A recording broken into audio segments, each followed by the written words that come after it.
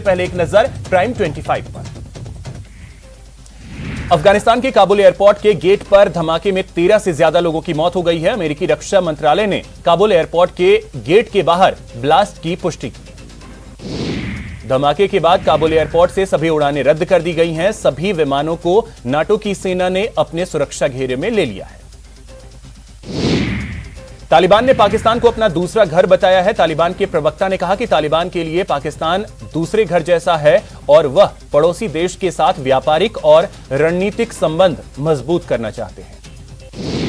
अफगानिस्तान के मुद्दे पर आज केंद्र सरकार ने सर्वदलीय बैठक की, जिसमें अफगानिस्तान के हालातों पर चर्चा की गई। बैठक में टीएमसी और एआईएडीएमके के नेता भी मौजूद रहे। विदेश मंत्री ने सभी राजनीतिक दलों के फ्लोर लीडर्स को आज अफगानिस्तान की स्थिति से अवगत करवाया।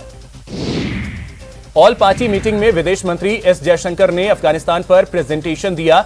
उन्होंने कहा कि अफगान में हालात ठीक नहीं हैं, हम अपनों को निकालने में जुटे हैं। ऑपरेशन देवी शक्ति के तहत हमने 6 फ्लाइट्स का संचालन किया। हम अधिकांश भारतीयों को वापस लाए हैं। केंद्र की नरेंद्र मोदी सरकार ने आज नई ड्रोन पॉलिसी का ऐलान कर दिया है। इस पॉलिसी के मुताबिक ड्रोन उड़ाने को लेकर कई नियमों में बदलाव किए गए हैं। प्रधानमंत्री मोदी ने कहा कि नए ड्रोन नियम स्टार्टअप और काम कर रहे हमारे युवाओं की काफी मदद करेंगे। छत्तीसगढ़ कांग्रेस में दरार के बीच राहुल गांधी से मिलकर आए स्वास्थ्य मंत्री टीएस सिंहदेव ने बयान दिया है। उन्होंने कहा कि पार्टी ने कभी नहीं कहा कि 2.5 साल का कोई फॉर्मूला है। बघेल सरकार पूरे 5 साल चलेगी।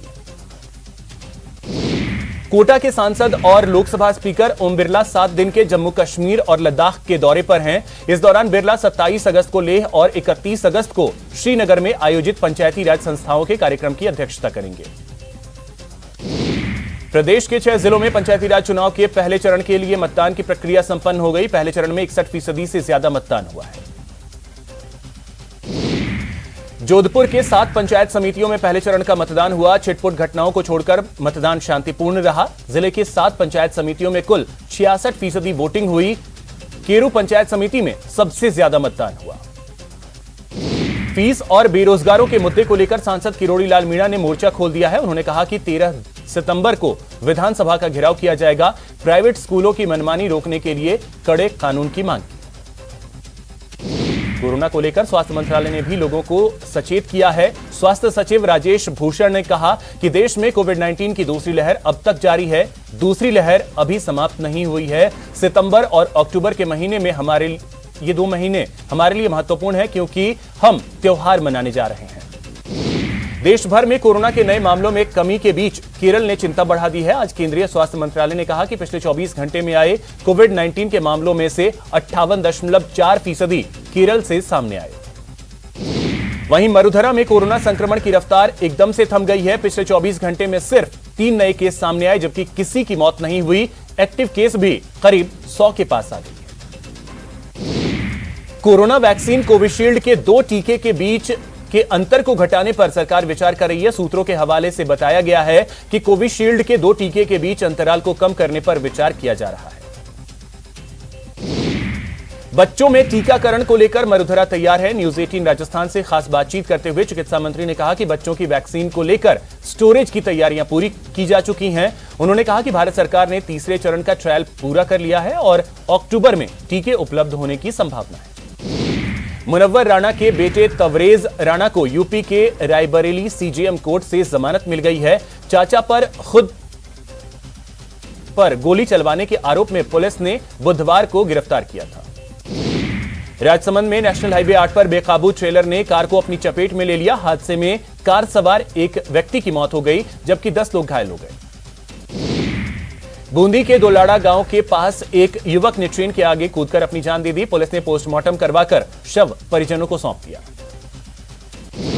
जयपुर में बेखौफ बदमाशों ने दिन दहाड़े एक शख्स की गोली मारकर हत्या कर दी। घटना के बाद पुलिस ने नाकेबंदी की और बदमाशों की तलाश शुरू कर दी। टोंक के बनेठा इलाके में कुछ बदमाशों ने एक सेल्समैन को निशाना बनाया और मारपीट कर करीब 40,000 रुपयों से भरा बैग लेकर फरार हो गए। पुलिस मामले की जांच कर रही है। चित्तौड़गढ़ में एक बैंक के बाहर रखी बाइक की डिक्की से चोरों ने 3 लाख रुपए चुरा लिए। सीसीटीवी फुटेज के आधार पर पुलिस चोरों की तलाश कर रही है। धौलपुर के जाटौली गांव में बेटी के ससुराल गए बाप बेटे पर ससुराल वालों ने जानलेवा हमला कर दिया। हमले में घायल बाप बेटे का इलाज चल रहा है। पुलिस मामले की जांच कर रही है। 3 साल पहले छात्रा से दुष्कर्म मामले में कोटा की पॉक्सो कोर्ट ने दोषी को 20 साल की सजा सुनाई, साथ ही 61,500 का जुर्माना लगाया। बाड़मेर में एसीबी ने बड़ी कार्रवाई की है और प्रवर्तन अधिकारी हरलाल मीणा और राशन डीलर प्रकाश चंद को 4,000 रुपए की रिश्वत लेते हुए गिरफ्तार किया। एक बड़ी खबर आपको बता दें,